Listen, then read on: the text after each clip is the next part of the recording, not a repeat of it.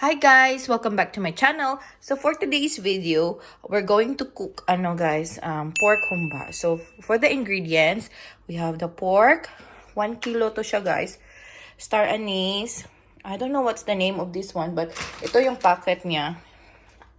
Para siyang pang sahog lang siya sa pork humba.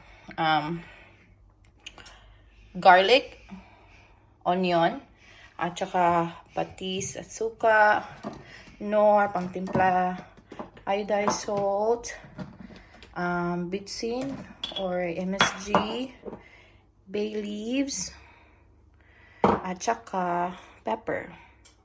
So first na gagawin natin guys is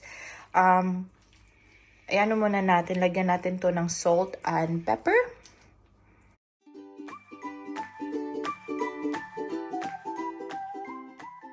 So, nilagyan ko na ng salt and pepper, guys. So, imimix lang natin siya.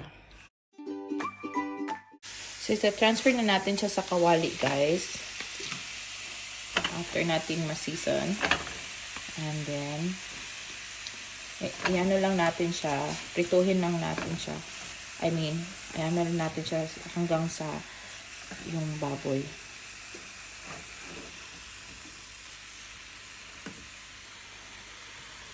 Tapos guys, takpan lang natin guys. Hanggang sa maluto siya sa sarili niyang mantika. Okay.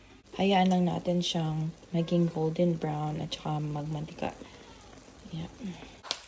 Ganyan na siya guys. So, mag-a-add lang ako ng konting mantika lang guys para maprito na siya. Ayan guys, pwede na yung baboy natin.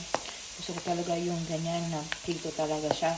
So, ano lang natin yung garlic.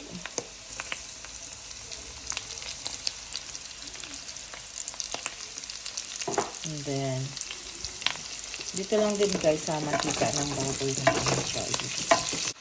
Then next is yung onion. Then, mimix lang natin siya.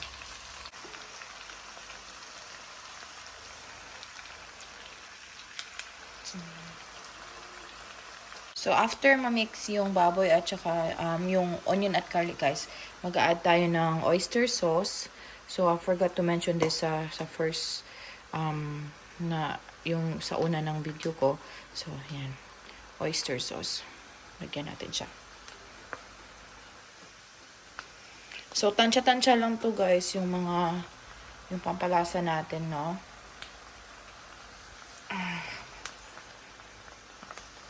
Tinatansya-tansya ko lang siya. Paubos na yung oyster sauce namin. After nyan guys, ilagay na natin yung toyo. O sa Cebu kasi tawag namin ito patis. So yan.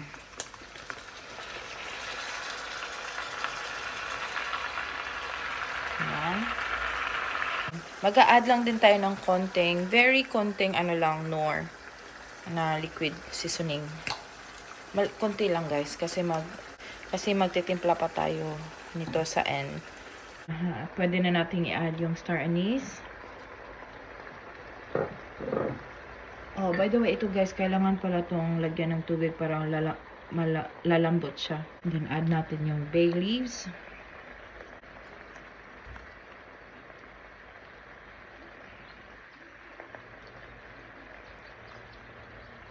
Ito guys, nalagyan ko na siya ng tubig, tapos inimix lang natin din siya. Mix it well. Add din pala tayo ng brown sugar guys. Nakalimutan ko din siyang i-mention sa mga ingredients ko. So, let's add brown sugar.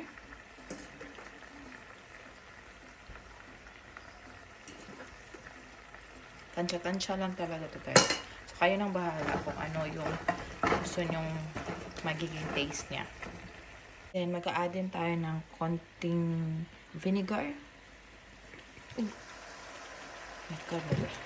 Parang napadami ko yung vinegar guys, pero okay lang yun. So, mag-add na tayo ng guys, Sprite guys. Ito yung parang magiging sabaw natin. At also, if you want, pwede din kayo mag-add ng pineapple juice o tidbits, yung ganon. Pwede din yun. So, lagyan ko na.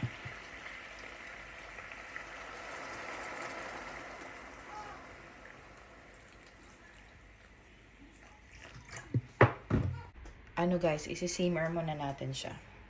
Guys, ito din pala, salted black beans. So, mag-a-add din tayo dito. So, meron pa akong natira na salted beans, guys. So, ito na lang yung gagamitin ko. Tanggal ko lang konti yung sabaw. So, yan. Let's add. So, timplahan lang natin siya, guys. Let's add a little bit. Konting-konti lang na salt kasi nalagyan natin yung baboy kanina, di ba? At the start ng video.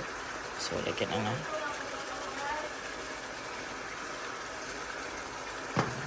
Tsaka pepper. Konting MSG. Ito na siya, guys. Finished product. Pork humba. Let's eat.